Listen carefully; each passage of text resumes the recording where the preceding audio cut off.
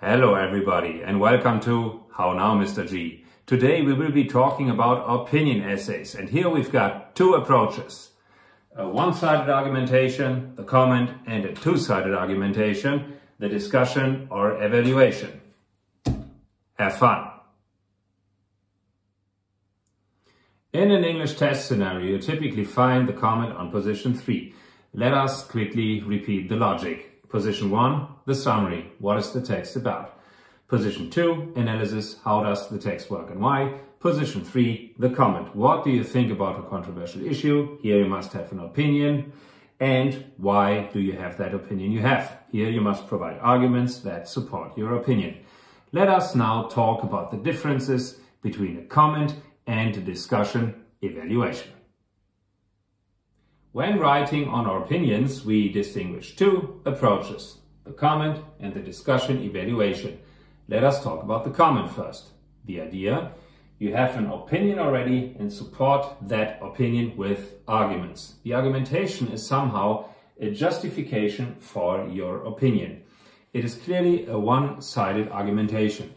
The typical instruction words would be to comment on, which means to express your opinion on the topic in question, giving evidence, arguments, reasons, to support your view.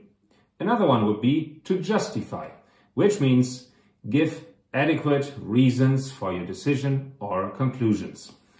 Let us take a look at the typical structure of a comment. You would start with a title, the headline that gives the reader an idea of what your opinion could be. Then you go on with an introduction. Here you clearly state the opinion you have. Then you go on with the argumentation. The arguments are only there to support your view. Pro arguments. 1, 2, 3. Can you have more than 3 arguments? Certainly.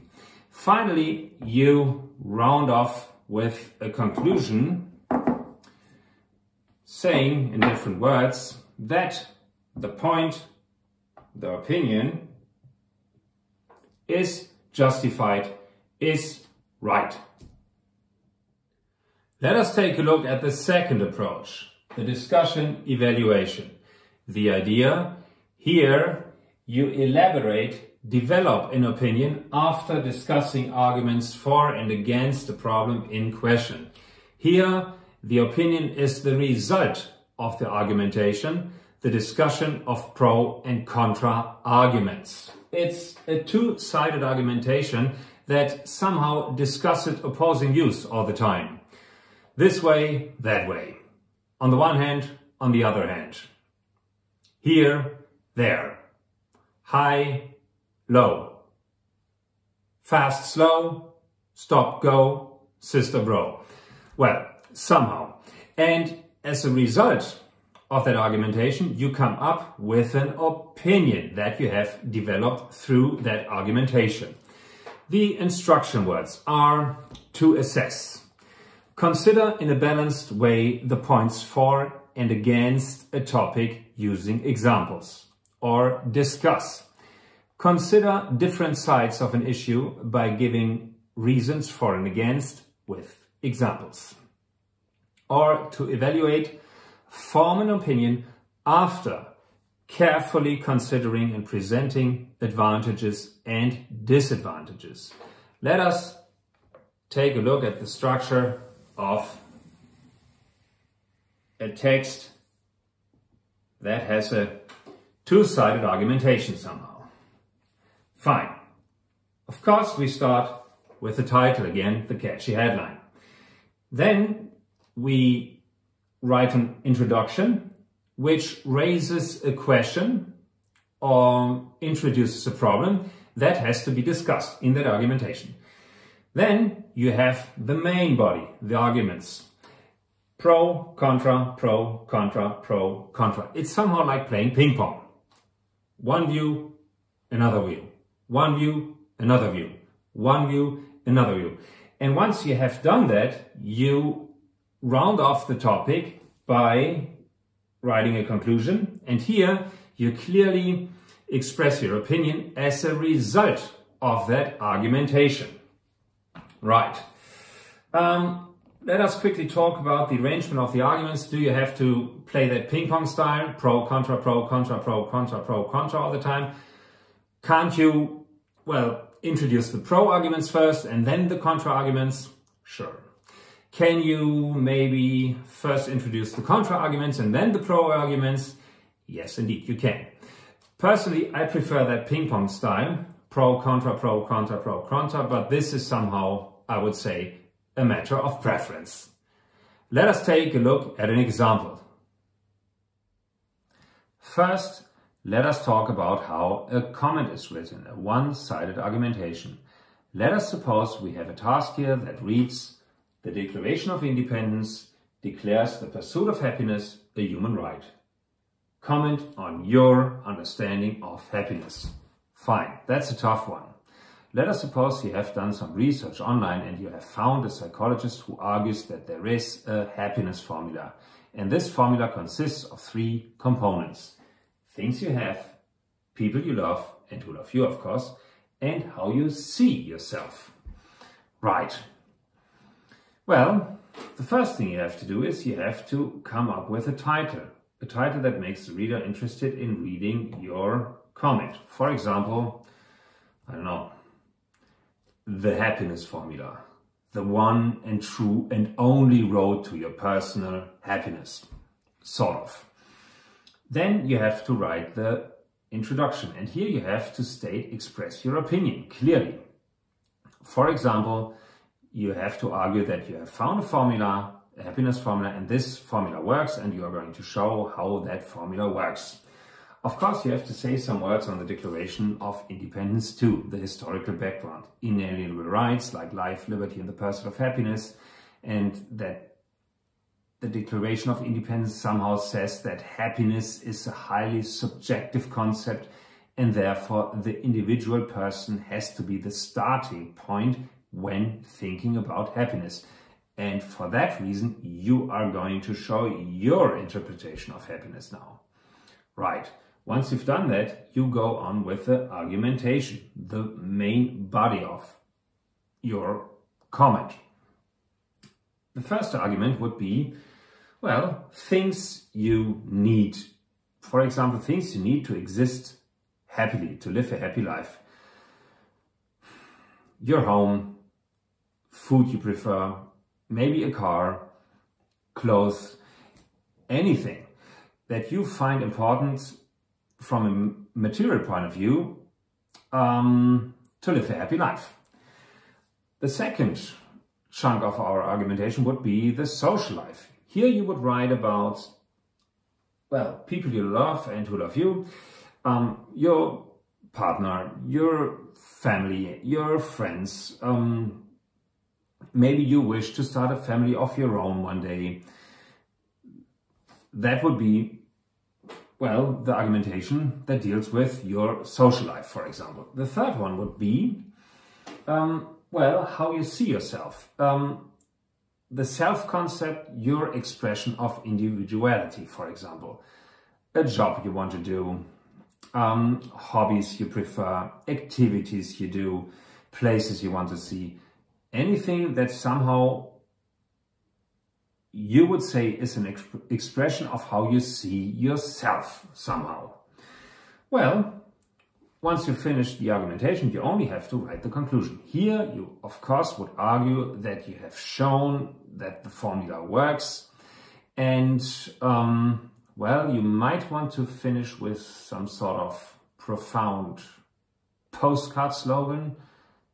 For example, die with memories, not with dreams. And then you're finished writing your comment. Second, let us take a look at how a discussion, an evaluation is written. And let us suppose we have a task here that reads, discuss the importance of money for your pursuit of happiness. Okay, you might want to think of an evaluation as some sort of, well, controversial comment. It's somehow like you're having an argument with yourself. You debate, discuss the pros and cons and come up with an opinion, as a result, well, in the conclusion here. Okay. Well, the title, of course, must be like a question, because it has to express the controversial nature of the debate following. In the introduction, you want to raise a question, address a problem that you want to discuss. Here you might want to refer to the Declaration of Independence, the inalienable rights, life, liberty, and the pursuit of happiness, and ask how important is money to reach happiness. Okay, let us take a look at the argumentation here. The first pro-argument might be luxuries. Money can buy you lots of luxuries. For example, lots of cars, lots of houses, lots of clothes.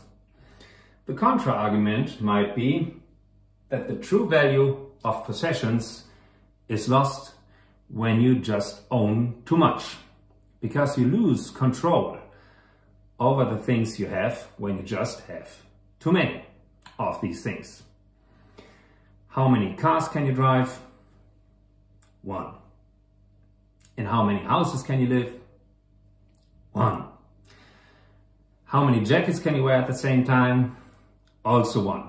So the contra-argument might be time, because what you own wants your time and your attention, and it might end up owning you. Okay. The second pro-argument. Popularity. You could argue that money can buy you popularity, because let's face it, people who have lots of money have lots of companionship, lots of admiration, and people seek their approval. And also money might buy you, well, can buy you security. The contra-argument might be the true value of friendship, because who knows you when you're down and out? Right. True friends.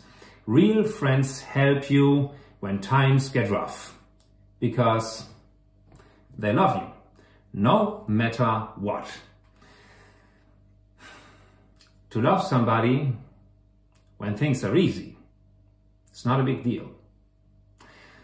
But to love somebody when things get rough, that is the real challenge. Contra-argument. The third pro-argument, job and status. You could argue that money defines the status of your job, because in our societies we have established an equation that reads income equals achievement, and maybe also respect. Well, what if the money is great, but the work you do is stupid and boring? Because working is what we do most of our lives, and therefore the work you do should be fulfilling and meaningful. Because if you hate the job you do, you might get ill. So a job must offer you a healthy atmosphere and give your life meaning, sense and purpose. So money might not be the most important thing when it comes to work. Okay, the conclusion. Here you might want to say, well, the most important things in life are free and cannot be bought with money. Then you might want to concede, yes, money is important because it can buy you luxuries, popularity, and promote your job status. And money might make your life convenient and comfortable. Because crying feels so much better in a car than on a bus. But money cannot make you happy, because living a happy life is not bought with money, but one with character. And to finish, you might want to come up with some cool postcard slogan. For example, cynics know the price of everything, but the value of nothing. And then you're finished writing your text. Eventually, let us say some words on style. First of all, use present tense, simple present and present perfect. Offer the reader an interesting and rich diversity of arguments. For example, facts for proof, examples for illustration, consequences to explain cause and effect, relations of decisions or actions. Refer to experts or authorities, because quoting smart people in your text make your text appear smarter. Use statistics, numbers and figures, because they give your text a certain sense of objectivity and make your text more persuasive. Use experience. Talk about personal experience, because that way you can show that you really know what you are talking about. And use comparisons to similar contexts or cases, because that way you can show that you're able to understand and learn from history, for example. Okay. Give the reader a catchy title or heading, because that way you can make the reader interested in reading your work. And please give the reader a clear opinion, because it's very, very boring to, well, read an argumentation without a clear point. The reader wants orientation and wants to know what you think of an issue, a problem or a question. The reader wants to know where he or she is at. The reader wants to know how things stand. Okay, paragraphs. Use clear paragraphs. Start with topic sentences, go on with elaboration sentences, and finish with a conclusion sentence. The most important rule here is each paragraph deals with one topic only. And when you start a new topic, it means you have to start a new paragraph. A paragraph is somehow a mini essay in, well, a comment. Let's go back to the comment, for example. Argument 2, here we talked about social life and the importance of friends, family and partners. Start with the topic sentence and really make sure that the phrase social life or friends, family and partners appears in the topic sentence. Then you elaborate your point, and finally you, well, conclude with a concluding sentence. And here again you want to mention the phrase social life, partner, friends, family and so on, to make sure that the reader understands that now you finish that paragraph. Okay, right. Well, and last but not least, use linking words and adverbs for structure and orientation, because that really helps the reader to follow your logic and understand your comment. And, well, please use the language boxes and tables in your textbooks. They are there for a good reason. Please use them because they help you to improve your style. Okay, I hope you will be able to write comments and evaluations or discussions, well, in the future, in a much better way. Can we do it? I believe so. Yes, we can.